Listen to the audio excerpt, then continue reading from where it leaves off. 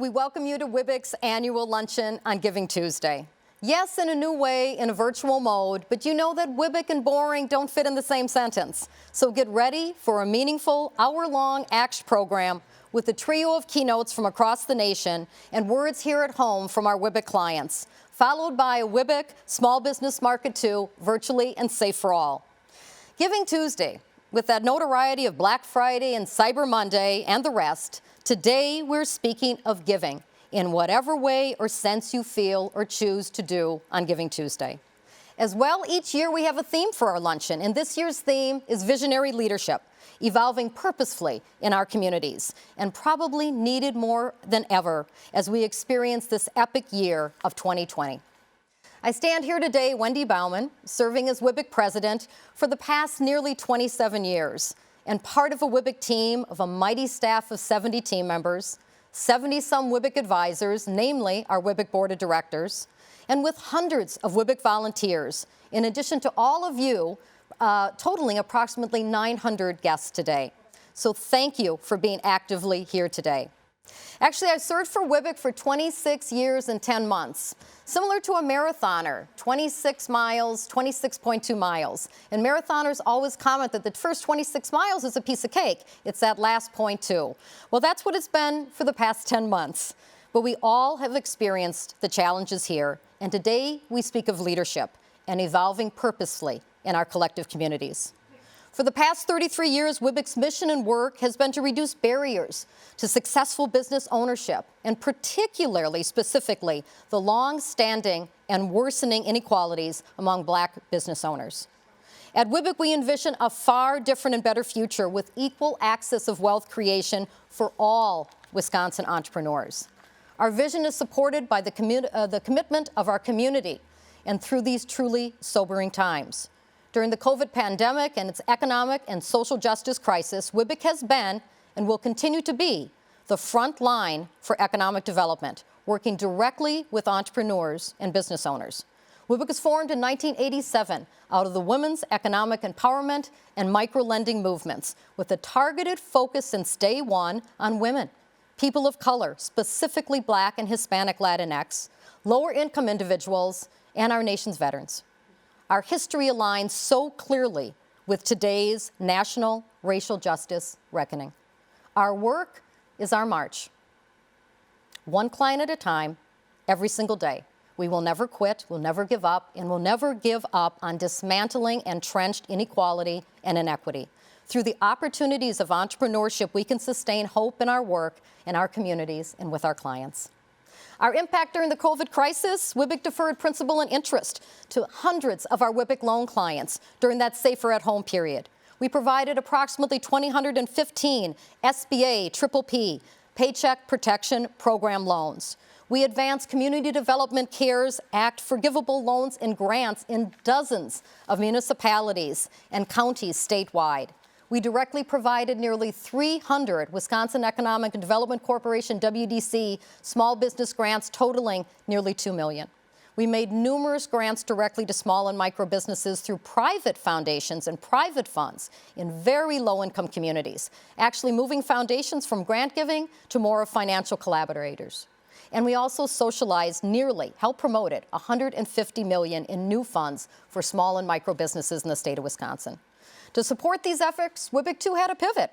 In 2019, we served 5,200 unduplicated clients, 85% on ground, evenings and weekends, paying what they can afford. In March of 2020, we moved 100% to online, on-demand training.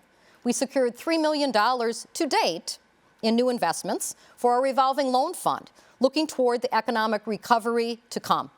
We brought on nearly 20 new WWBIC team members through our Project Optimize CARES Act support through the Office of Women Business Ownership, now providing additional one-on-one technical assistance support to our clients and access to networks and resources not there before. Additionally, our team remained engaged in coalitions and collaboratives. WWBIC is an active member of the MKE Civic Response Economic Recovery Team, working toward long-term outcomes that African American and Latinx households and businesses are not left behind following COVID. Our team are leaders in the Hispanic Collaborative to advance Hispanic entrepreneurship and bring Milwaukee from 44th spot in the nation to the top 10 for the Hispanic Wellness Index. And WWBIC remains actively involved in Milwaukee's Brew City Match, Pop-Up Milwaukee, Scale Up, Spark, Madison's new Urban League Hub, Downtown Kenosha Support, to name just a few. As I shared last year, we served over 5,200 unduplicated clients in our business and financial training. We lent over $8 million of small business loans. Now we have an active loan portfolio of over 500 distinct businesses, over 1,000 loans, peaking $24 million. I think that's impact. While we are not per se the mainstream financial arteries and veins, we're the capillaries, the tiny blood vessels connecting arteries to veins truly needed to keep cash, capital, and the general economy flowing in our urban and rural communities. And we understand the world is anxious in these dark times. But with information, with context, with history, with current support that WWBIC is providing entrepreneurs, we're holding a high beacon for change. We know we can do more, and we'll continue to do so through our cultural competency embedded in our strategic planning. This is our march, and it will not change. Now, for those who have been at our luncheon in the past years, you're probably saying, wait a minute, she wore this dress 2 years ago. And yes, I did. And I proudly wear it again, because this dress was designed and sewn by Basha Rose, at the time working from home base. In the meantime, she attended WWBIC's business education classes. She received a Kiva loan. Within the last year, she moved her business into an office suite at 68th and Villard in the Milwaukee Choice neighborhood. She paid off her first Kiva loan and is applying for a second Kiva loan. She's been part of Brew City Match Collaborative, Pop-Up Milwaukee. She's applied for WDC's Phase 2 We're All In grants. Plus, she's in our Shop Small catalog and in our small business market following the luncheon. In essence, she is doing it. And over the past 5 years, the success we've had in advancing Kiva, with making Milwaukee the 11th Kiva city in the nation, we brought on this past year the city of Madison and made it a Kiva city, along with West Allis. And thanks again to WDC, Kiva is strongly supported with mainstream communities and Main Street designations. Kiva now in Wisconsin, over 350 Kiva loans, totaling over $2.2 million, making an impact. Like Bazia and advancing her dreams, you will hear moments soon from our MVPs, our WWBIC clients that steal the show each year, hearing their voices of impact. But first, our thanks.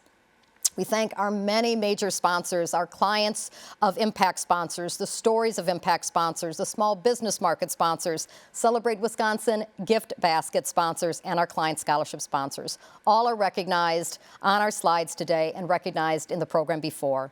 Thank you also to statewide policymakers, elected officials, more mayors and county executives attending than ever before, state senators, state representatives, state cabinet members, U.S. congressional and Senate offices.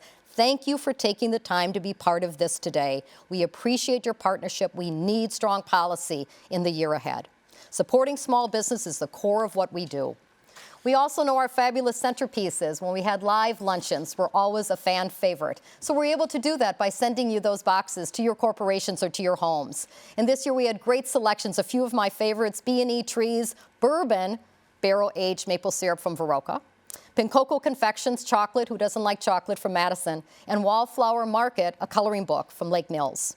And today, if you're enjoying lunch from one of our WWBIC clients, we provided luncheon selections for this virtual luncheon from 20 restaurants across the state of Wisconsin: Antigua Latin Cafe, Bel Air Cantina, Bowl 91, Cava's Tapas Bar, Christina's Kitchen, Chit Chat, Ceviche, Funky Fresh, Java Vino, Campali, La Tagara, Momo Mi, Moxie, Rosie's Coffee Bar and Bakery, Sala Modern Sicilian Dining, Sobeys, Sway Tea, Triciclo Peru, and Twisted Grounds. Excellent restaurants. Become brand ambassadors. Buy from them, shop from them, do the curbside pickup.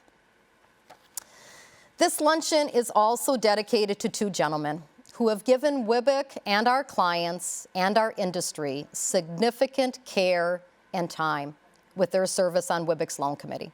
They were top-notch. Their care of micro and small business, unwavering.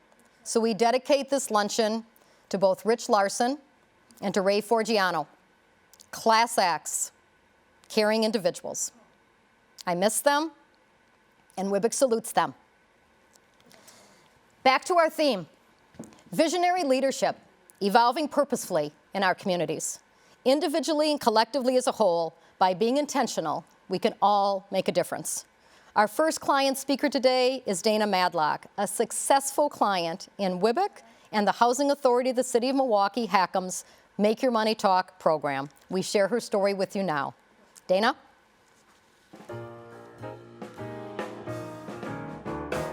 Hello, my name is Dana Madlock, and I used to be a resident of Hillside and Scatter Sites. I was there for about 10 years totally combined. I started working with WWBIC in 2014 on my match savings account. I had good credit already, so I thought I was well on my way to owning my very first home. Well, unfortunately, I didn't get discouraged at the closing when they told me that I had a judgment that I never even realized I had. But the judgment was so large, I actually thought I would never be able to own a home. I made arrangements with them to pay it off. Of course, they garnished my wages, and I still kept saving. Eventually, it got to be to a point where I just asked them for a payoff amount, gave them their payoff amount, and it was removed, and the debt was settled. So here I am today, a homeowner of a duplex in the city of Milwaukee. My duplex provides additional income for myself and my family. However, this, for me, is not the end. I still have more things to accomplish and goals that I need to work towards and follow through using WWBIC's tools and classes that they offer. So, my next goal is to empower another family just like myself and hold them financially accountable and hold their hand and guide them through their saving journey and their quest to home ownership. Thank you, Dana. Really inspirational. You are MVP along with many other clients that you hear from today.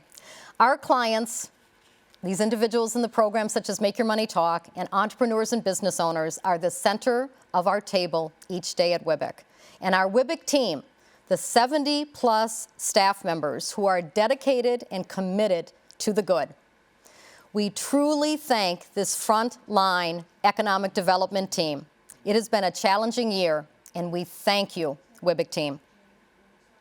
Today, in a virtual mode, we have an amazing lineup of keynote speakers, from rural economic development to grassroots business now with national innovative reach, leveraging technology to the dedication and commitment of lower wealth individuals and immigrant communities into our mainstream with access to financial services. I thank all of them. We begin today with Blain Gilbertson, President and CEO of Blain's Farm and Fleet in Wisconsin, Illinois, Iowa, and Michigan. Raise your hands if you've been to a Farm and Fleet. That country store specifically for rural communities, employing more than 4,400 individuals. Jane is live with us today from Wisconsin, her office in Janesville. Jane? Thank you for allowing me to join for this important event. It's truly an honor to be joining so many entrepreneurs and those who support them. There is nothing like the energy created by strong individuals with passion for their business and those who believe in them. Our company, founded by my uncle and my father in 1955 in a 1,000-square-foot former meat market in downtown Janesville, is celebrating its 65th anniversary this year. And while I had not been born at that time, when the company was founded, I do remember how my family always considered their associates as an extension of their family, and their customers were literally their neighbors. So it was easy to continue to think about them in that way as the company grew. And as it grew, customers would continue to say to my dad, "Hey, Bert, can you find this for us now, or can you find that?" And so we did, and our assortment broadened, and our reputation grew as a business that listened and could be trusted. These 2 points of focus, our associates as family and our customers as neighbors, frame so many decisions for us today. For instance, when we're thinking about our internal policies or practices, we can ask ourselves, does this feel right for our family? And when we think of our customers as good neighbors, we would never try to hawk them for something or mislead them with confusing pricing or ad campaigns. It's really easy when everyone in the organization knows that these are the guiding principles. When someone first enters our store, they are usually struck by the broad mix of products and services that they see. It was this unique offering that defined us as essential allowing us to remain open when COVID struck. We defined ourselves as a modern general store, as that seems to help people envision a place with everything that they might need. For decades now, our customers have told us if Farm and Fleet doesn't have it, you don't need it. It was this sentiment that also helped us during COVID, as many customers who were dramatically limiting their shopping trips realized we could probably help them with their needs, whether it be pet food, their hardware or automotive needs, sporting goods to get them out of the house, or to place that finally help them realize their gardening aspirations, or maybe paint that wall that they're tired of looking at, and also grabbing their favorite snacks and candy on the way out. Our assortment is clearly our differentiator, but it might be helpful now to help you understand how we determine every day what categories we decide to sell in our modern general store. And that work actually began with one of the best things that we have done for our organization, which was to hire 3 independent directors. As a new CEO at the time, they reminded me constantly at first that strategy is the purposeful allocation of resources. Deciding what you won't do is more important than what you will do. I'm going to say that again because I heard it a million times. What you won't do is actually more important than what you will do. We developed a guiding acronym at that point then for the product categories that we would be dominant in. That would be WHO, W-H-O, which stands for work, home, and outdoors. This structure allowed us to focus on our business in a much more strategic way, and certainly was helpful in prioritizing our efforts recently during COVID. A real game changer for us has been our BOPIS service. That's buy online and pick up through our drive-through. This concept began about 6 years ago when I was doing a walkthrough of a new building we were building, and a young associate asked me, "Jane, could we please have a cash register at the back of the store?" And so I asked, why the back of the store? This is where product is normally paid for in the front and the product is loaded in the back. And she explained that people often say when they've made their purchase in the front and they come around to the back to load it, when they realize that there's more room in their vehicle for more product, they often want to buy more, like fence posts or mulch, but they can't do that without having to go back in the store. So this smart challenge by this observant associate got us thinking, why not take this one step further and create an opportunity for customers who already know what we have in the back, who could just drive straight back like a fast food operation and make their purchase on the fly. And we were working on a new e-com app at the time. So soon customers could order that product online and drive through and pick up the product and go. So the service was originally created to save customers time by letting them shop ahead of time online and then just pick up on their way home from work. It was also intended to be thoughtful of people like me who would realize that we needed things like water softener salt or dog food, and I was in my crappy sweats and didn't have makeup on and didn't want to be seen. So for those things that were I need it right now, but I don't want to be seen. Now I should tell you that there was some worry at the time about if we did this and people really liked it, they would never come into our stores any longer. And I have to tell you, that just didn't sound right to me. It felt like people who say brick and mortar is dead and you can buy everything on Amazon, so why would you need a store? So I would say no and no to those two things. And actually, customers now shopping us multiple methods where we've been able to become even more meaningful to them. So it all worked out. Thank goodness that we didn't listen to the naysayers, because this BOPIS asset this is the asset that made its biggest difference for us in the 9 months during COVID. People can now shop the way that they wish, in the addition to in-store, drive-through, ship to, and now we're adding delivery as well. What's so exciting to me about this example is that an associate shared this idea with us, and then it just gained momentum. Everybody put energy in it. It became the most meaningful addition to our business in years, and certainly the difference maker during COVID. One of the most intriguing trends that we've seen during COVID is a huge surge in our business in our rural stores. these stores have experienced booms. For example, we've seen customers who are no longer driving to, say, Milwaukee or Madison for work, and they're discovering our Watertown store in a big way. We've seen the same in all of our rural communities like Dodgeville and Platteville and Clinton, Iowa, and Belvedere, Illinois. These rural communities have always been extremely loyal to us, but now we're seeing people moving out of the cities and discovering us for the first time. Many other competitors have closed stores in those smaller communities, but we have never left a community or closed a store in our history. When we make a commitment to a community, it's meaningful to us. And while communities have their ups and downs, just like people's lives, you don't give up on them when they run into some hard times. So we're thrilled to see our rural store communities booming. We describe our best customers, those who spend the most with us and shop multiple departments, as rural traditionalists. But the reference to rural doesn't just mean a traditional ag customer. It means someone who is truly connected to the land. It could be someone with a soccer family who just wants to raise backyard chickens. It could be a 4-H family or young singles who want to try their hand at gardening and canning for the first time. Or they have pets, or they want to raise bees. All these things that support the maker movement were important to us before COVID, but we've had the opportunity to introduce so many new neighbors who didn't know about our modern general store. We've seen tremendous growth in first-time shoppers for us through BOPUS. And because these neighbors order online, we now can communicate with them directly, and it's an opportunity for us to walk them virtually through our store to see the other things that we offer. And our hope, of course, is not to just have this opportunity during COVID, but to develop a longer relationship with them in the future. I've shared how we think about our assortments and some of our delivery methods, but we all know that the most important thing that we can deliver is a great customer experience.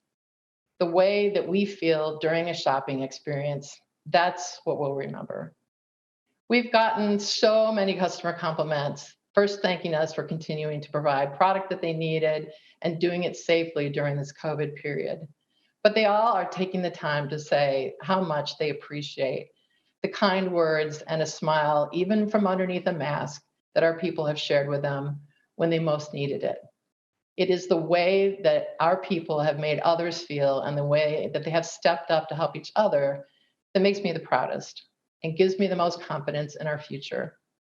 We have much to be grateful for, and in spite of our entire team being tired, and I'm sure at times overwhelmed, they know that we're being given a great opportunity to serve, and that purpose gives us energy. So as fellow entrepreneurs, first time or long time, we can continue to help one another and learn from each other. Draw energy and experience from those around us and make our purpose clear. In closing, I will offer 2 pieces of advice that have served me well and my favorite saying. First, the advice: trust your instincts. Secondly, people and experiences come to you when you need them, so pay attention. And my favorite saying: go ahead, underestimate me. It'll be fun. Thank you and stay well.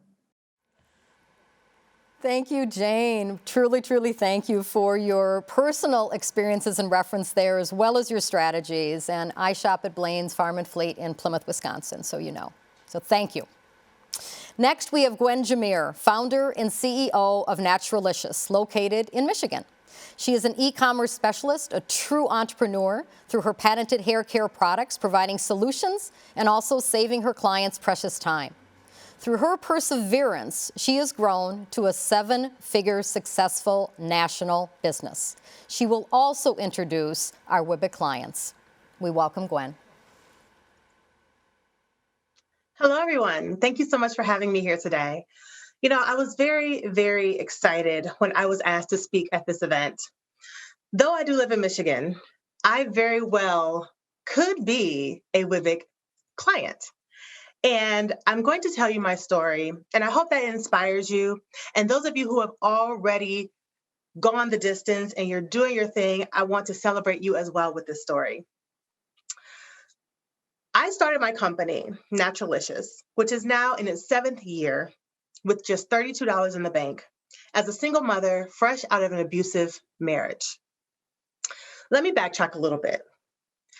I grew up in Ohio in a very traditional American nuclear family, mom and dad and a dog and an older sister. Dad was a supervisor at the post office. Mom was a stay-at-home mom, and I was the baby of the family. I did everything the quote-unquote right way. I graduated valedictorian from my high school because my mother was a very big stickler for education. She taught me that because of the color of my skin and the gender that I was born into, there's a very good chance that I may have to work twice as hard to get half as much. And as a result, she made sure that there were no C's, D's, or F's coming into the household because in her mind, she did not raise any clowns, dummies, or failures. And that's what C's, D's, and F's stood for, according to her. So I graduated valedictorian from my high school, got all A's and graduated. Was the first in my family to graduate from college. Went to college, got my business degree. Fast forward a couple of years, and I went ahead and I graduated from graduate school. Summa cum laude, by the way. Again, I've done, at this point in my life, everything the quote-unquote right way.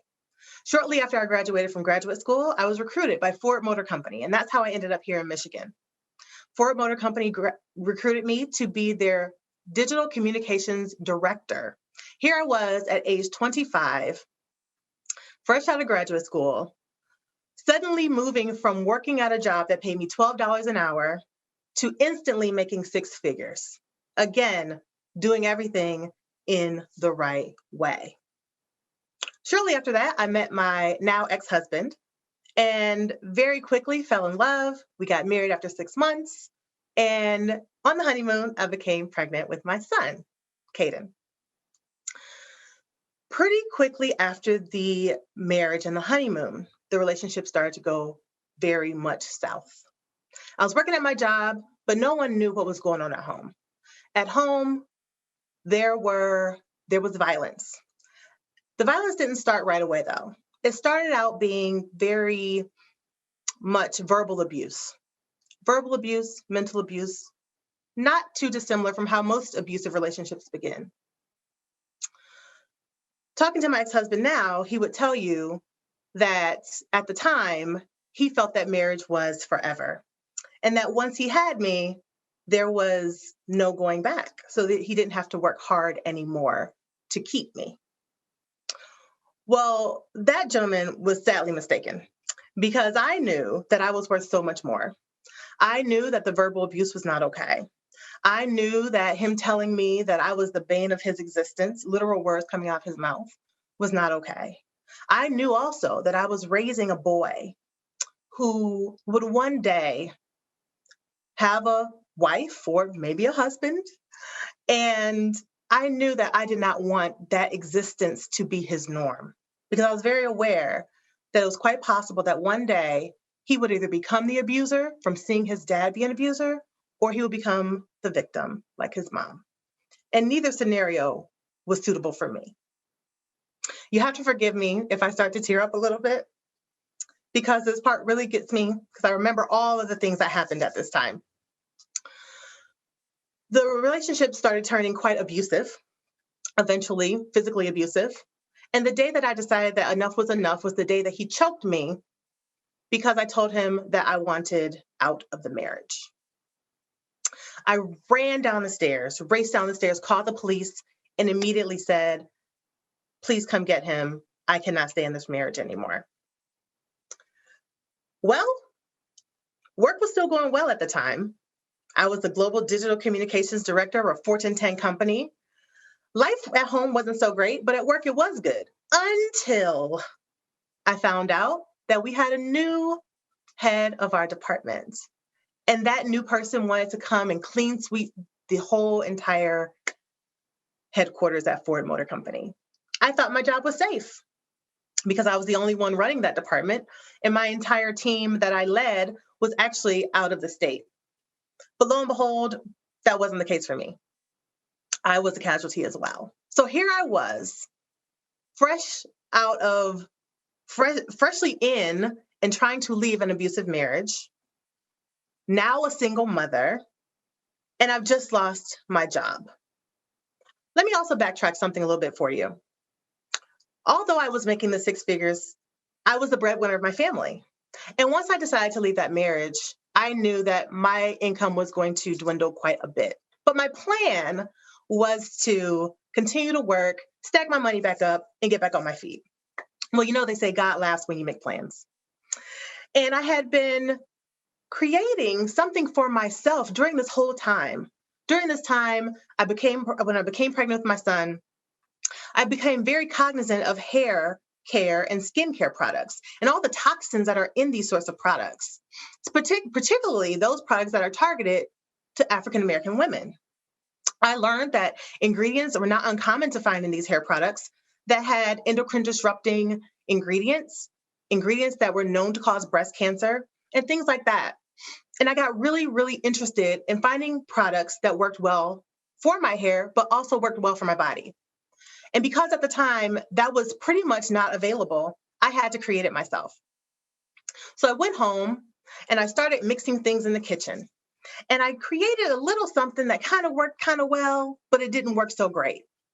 So I called my mother up at the time and I said, Mommy, who happens to be a master herbalist, and I said, Mom, what can I put with all these eggs and this mayonnaise and avocados and all the usual suspects when you try to DIY your own hair products? What can I put with this stuff to really make my hair look amazing, but also be really healthy and safe? And my mom's quite verbose. So she gave me a number of suggestions, which led me down a rabbit hole. And that rabbit hole led me to an ingredient called Rasool clay. Rasool clay is only found in one area of the world. It's found in Morocco. And I sent off for it, got it home, mixed it with all my other ingredients, and it was quite amazing. It made my hair look incredible. Little did I know that I was eventually going to start a hair care company. So the day that I got laid off from my job, and I was in the midst of leaving this abusive relationship, I knew that the only option I had was to start this business that was never supposed to be a business. And I think that's how a lot of people who look like us, who are WWBIC clients, I think a lot of us start businesses because they're things that we need for ourselves, and there's a void in the marketplace. And we create those products and they become a business, and hopefully we're able to make them successful. So back to the story. I leave my ex-husband. I walk out of my office with my box of stuff, and I say, gosh, what am I going to do? I'm going to have to turn this hobby into a business now. I turned that hobby into a business on March 4th of 2013. And I am so proud to say that 7 years later, Naturalicious is now sold in over 1,200 retail stores around the country, including Whole Foods, Sally Beauty, and Ulta. We also employ 13 African-American female employees and a number of other diverse employees as well. It has been my pleasure and my joy to be able to tell this story. Oh, and I forgot to mention that along the way, I actually became the first African-American woman to own a patent on a natural hair care product,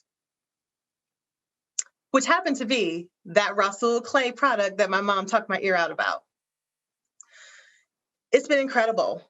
And I am super proud to say that my son, who is now 9, is so proud of his mom. I love telling the story because I think a lot of times when we think about women who have been abused or in abusive relationships, those who don't know that story, those who have never been in that situation, they tend to think that those women are weak, gluttons for punishment, stupid, silly. And I know that that's actually not the case. I know that the vast majority of women who stay in abusive relationships are not there because of any of those reasons. They're there mostly because the abuser typically is also quite controlling, and the abuser tends to hold all the financial reins. It's extremely hard to leave a relationship when you have to pull yourself up by your bootstraps. So my goal, and what I'm really, really proud that we do at Naturalicious, is that we now actually donate hundreds of thousands of dollars a year to organizations that support the eradication and prevention of domestic abuse. And so I'm so proud that my story is able to inspire, but also make real change. By the way, if you're interested in finding Naturalicious products, we are on page 33 of the WWBIC shop catalog. Thank you so much for having me today. It is an honor and a pleasure. God bless.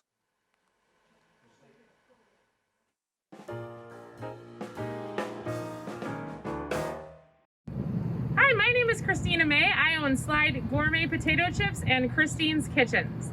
My business actually started as a food cart and catering business in 2012, and since then it's evolved a long ways.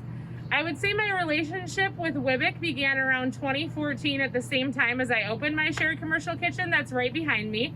I was participating in their classes and they really gave me some good advice. I honestly wish I would have been associated with them before I started my business. In 2018, I launched a Kiva campaign and raised $10,000 loan, and WWBIC was an integral part of that.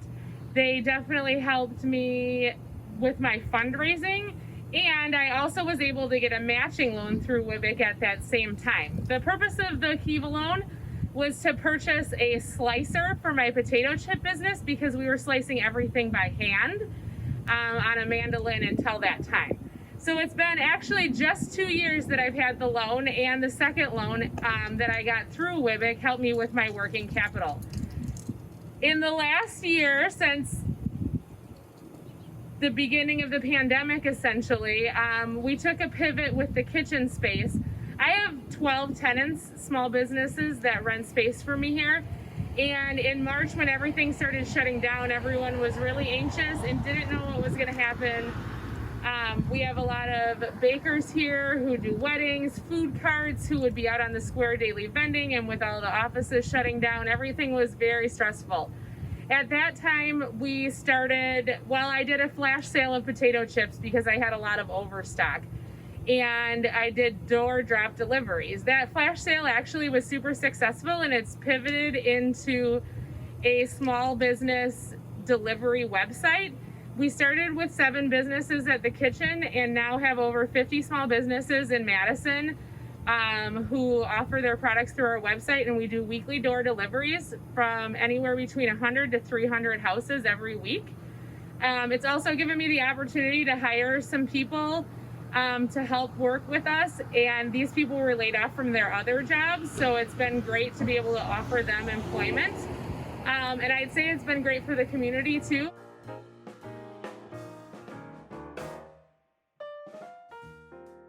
Hello everyone, I'm really excited to share this time with you. My name is Veronica Gutierrez and I'm the owner of Made in Wisconsin.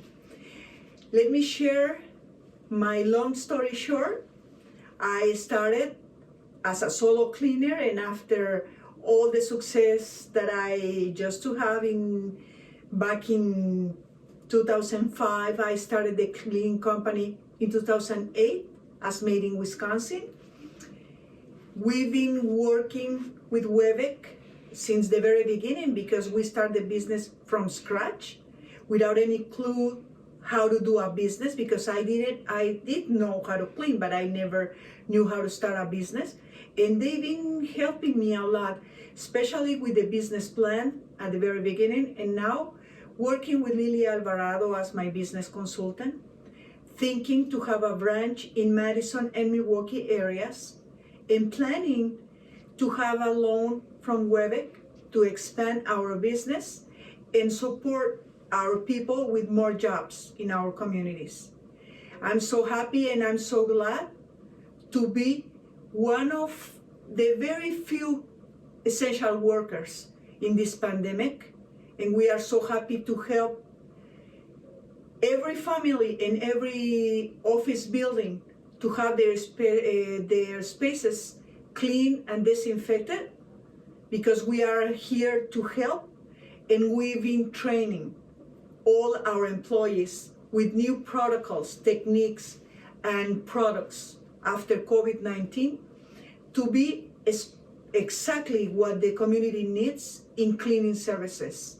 I'm so proud to be a business owner And as a Mexican immigrant, more proud to share with you that we are coming to succeed because USA is giving us the opportunity that sometimes our countries are not able to do for us. Thank you. My name is Gwen Jimmere. I own the Anytime Fitness in Fond du Lac, Wisconsin. I've got a lot of different influences in my life when I look at it. I come from a hard upbringing. I never had anything handed to me. I was raised by a single mother. That was a big influence in my life. My grandfather raised me. He comes from a military background, moved a lot when I was young. But what I had to learn was that you had to earn everything you got. So to me, 2020 was just another day in the life, so to say. And with that being said, my journey with WWBIC started March of this year, so March 2020. I could tell you that I heard no from over 15 banks that I applied to before WWBIC told me yes. I didn't even get through the door with about 10 of them. People would ask me, why'd you buy a gym, right? You're just out to make a buck. And here's the deal. I lost 106 pounds. I lost 106 pounds at Anytime Fitness. That was a big thing for me in my life. I came up, like I said, with the hard upbringing, and really no one taught me about health and fitness and well-being. And, it just kind of was what it was. And, I thought that's it. Right. And I think everyone's got has a couple moments in their life to where things change. And, I had a couple realizations in my life that were,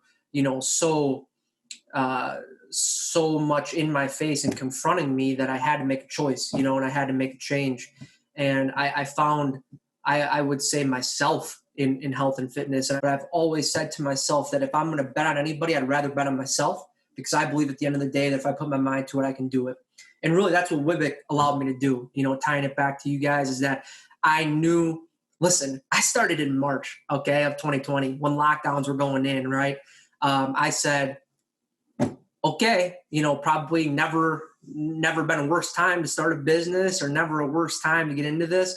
But I also said my whole life has been never about the right time up to this point. So maybe it's just the right time for me. We got two choices, right? We can either sit here and feel sorry for ourselves, or we can put a game plan together and we can just get to work.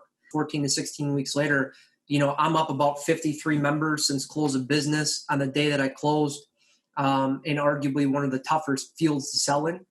My personal training has grown by 300%. People that are coming through those doors and into the gym, they want to better themselves. They want to better their lives, and they want to create the best version of themselves. And that's what I want to afford them.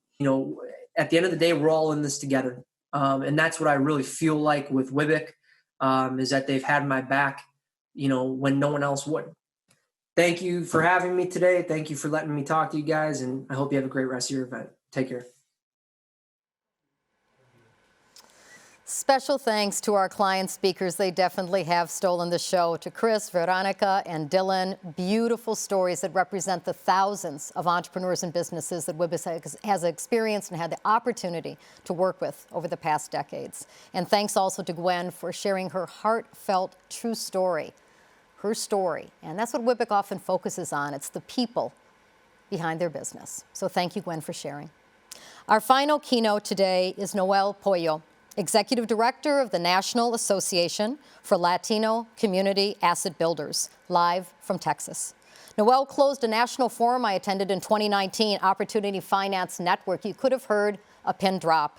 He not only shared his dedication and impact, but also called out to the many a strong, positive path ahead. Noel? Thank you so much. It's an honor and a pleasure to join you. Wendy, you set me up after all of these powerful stories. I'll do my best, but boy, this is a tough position to be in. Listening to Gwen, listening to the stories of WWBIC participants, it is inspiring.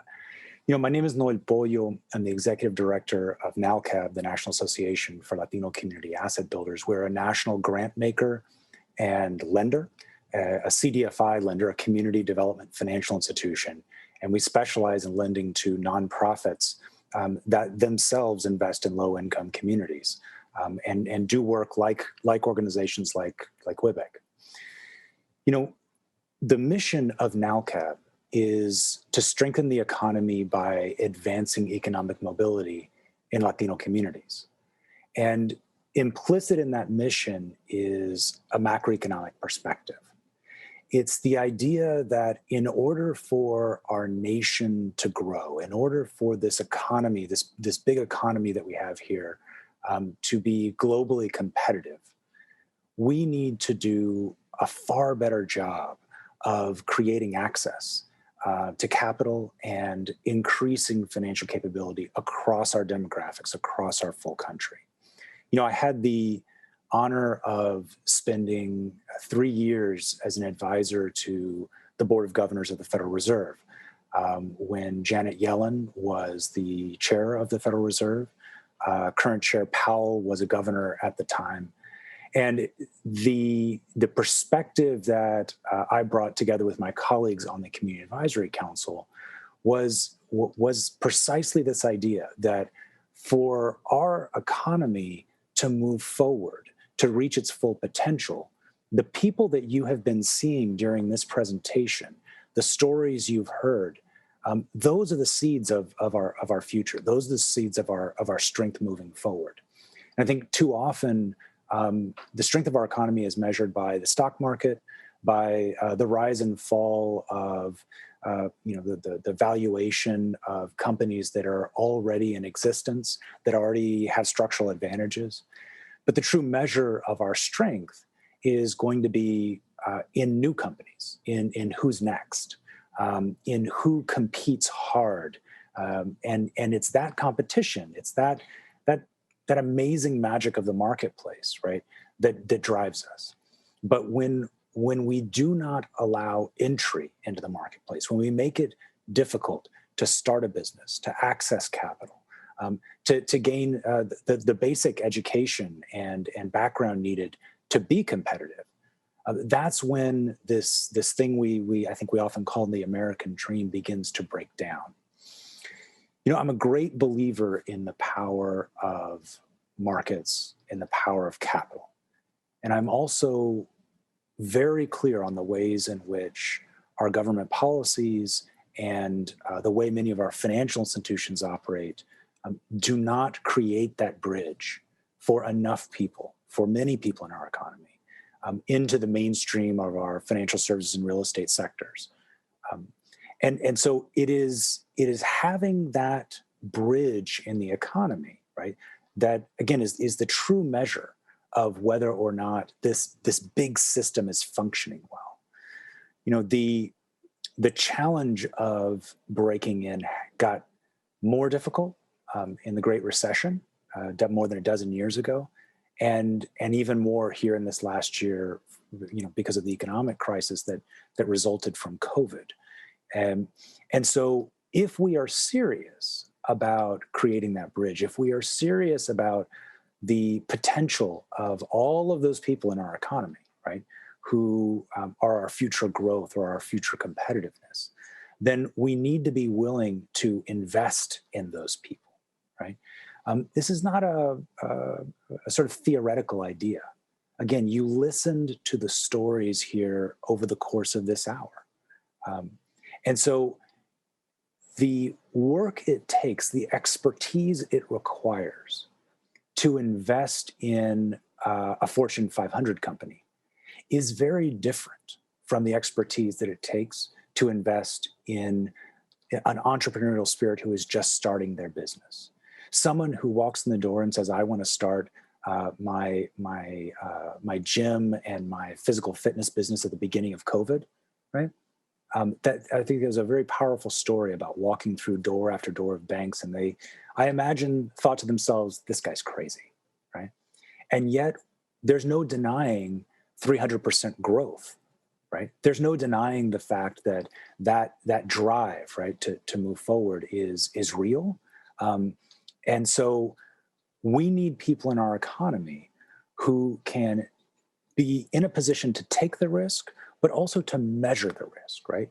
Our systems for measuring risk are systems that are about moving large amounts of capital through big systems into big companies, by and large.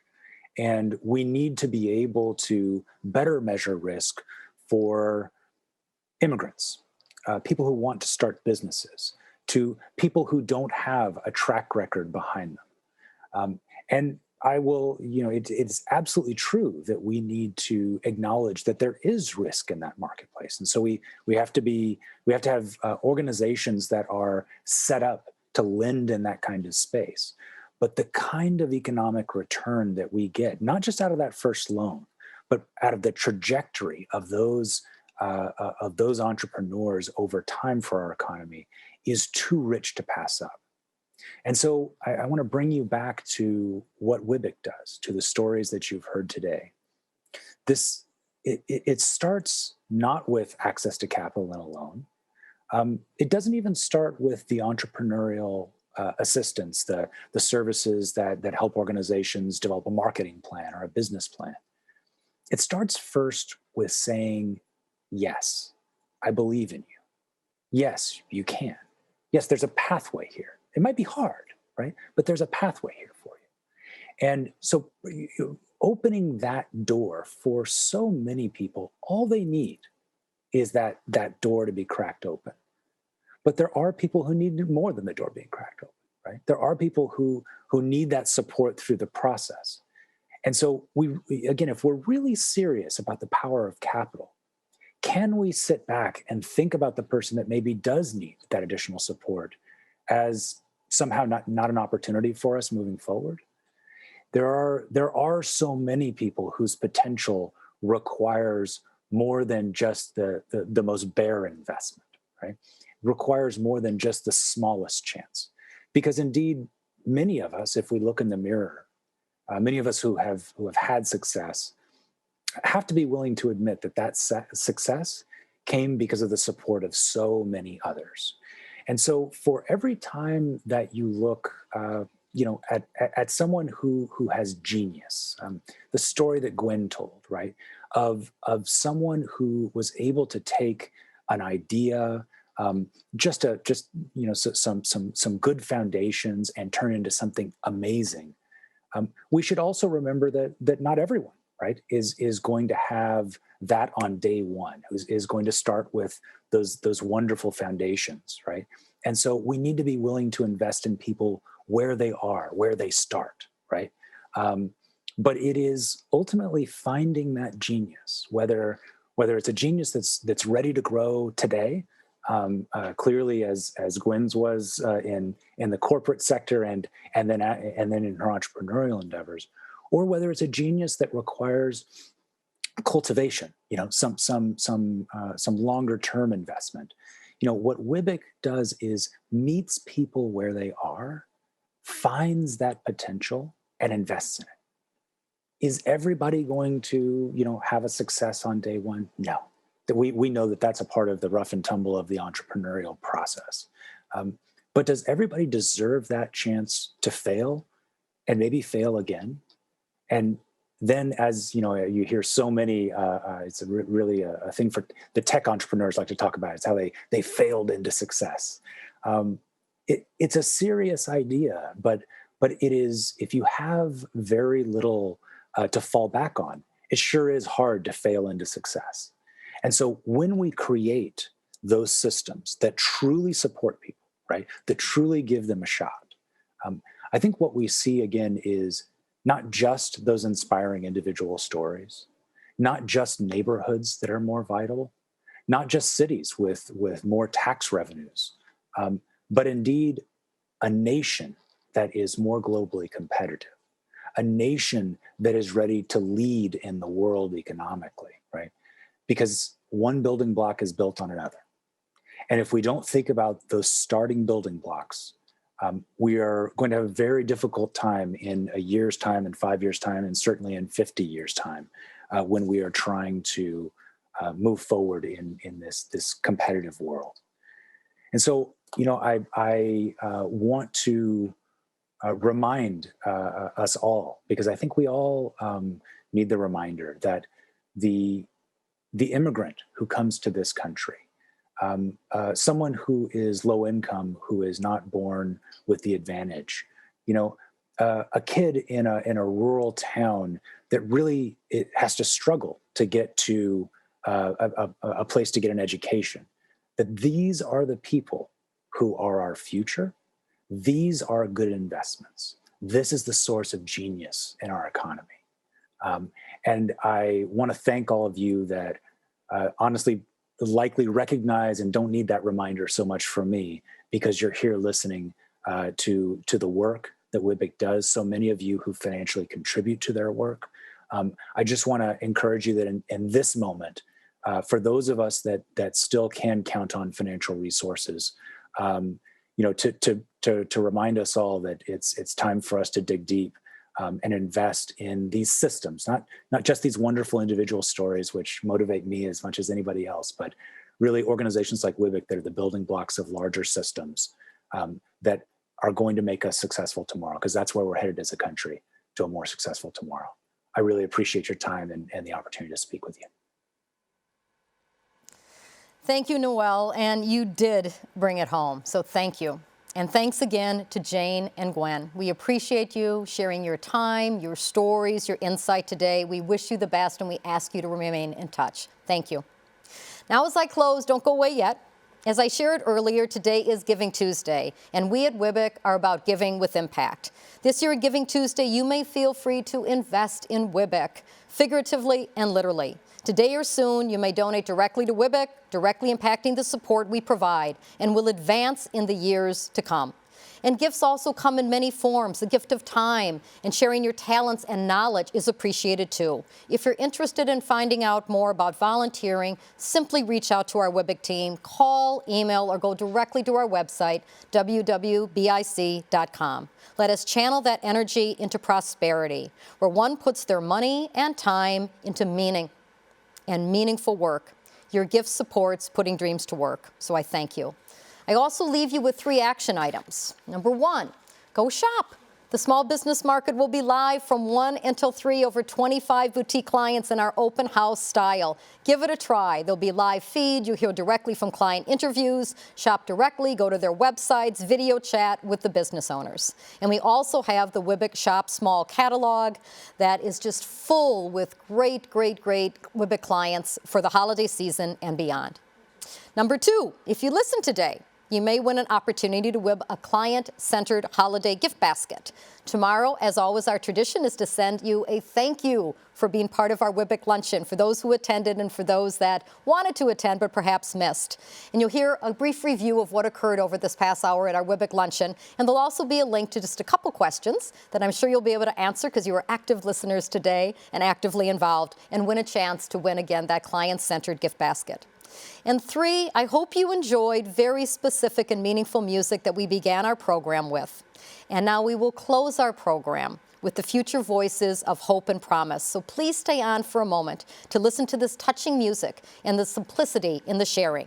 While we have never experienced such challenging times, we will get through this and better together. So I leave you with hope, keep the faith, and I thank you.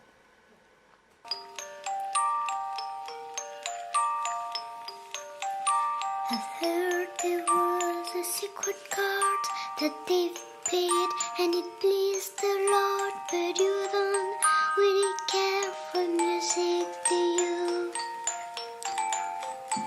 It goes like this: the 4th, the 5th, the minor 4, the major leaf, the perfect game, composing hallelujah, hallelujah.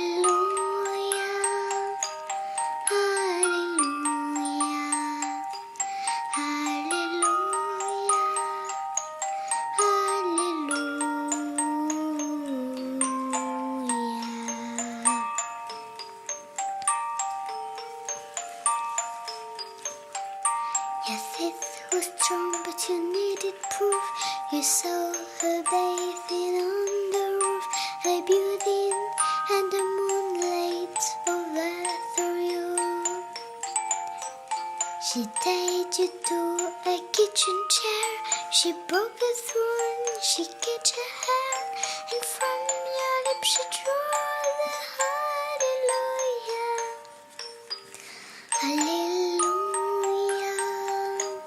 hallelujah. Hallelujah.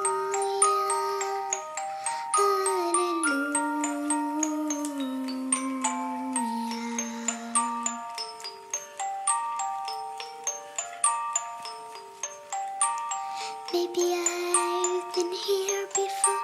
I know this room, I walk this room.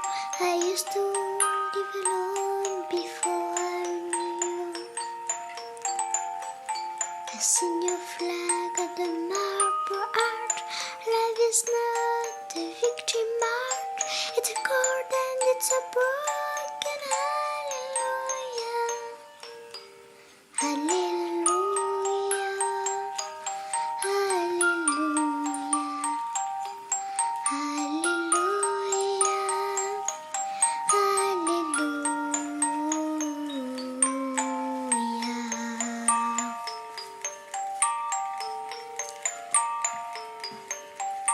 There was a time you'd let me know what's real and going on below, but now you never show it to me, do you? I remember when I moved in you, the holy dark was moving too, and every breath we drew was hallelujah.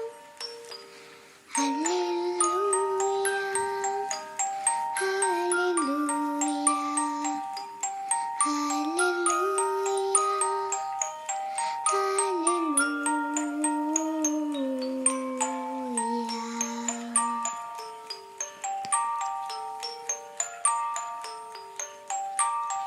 Maybe there's a God above, and what I ever learned from love was that you should at someone who outdrew you. And it's not a cry you can hear at night. It's not somebody who see you in the light. It's a chord and it's a broken hallelujah. Hallelujah.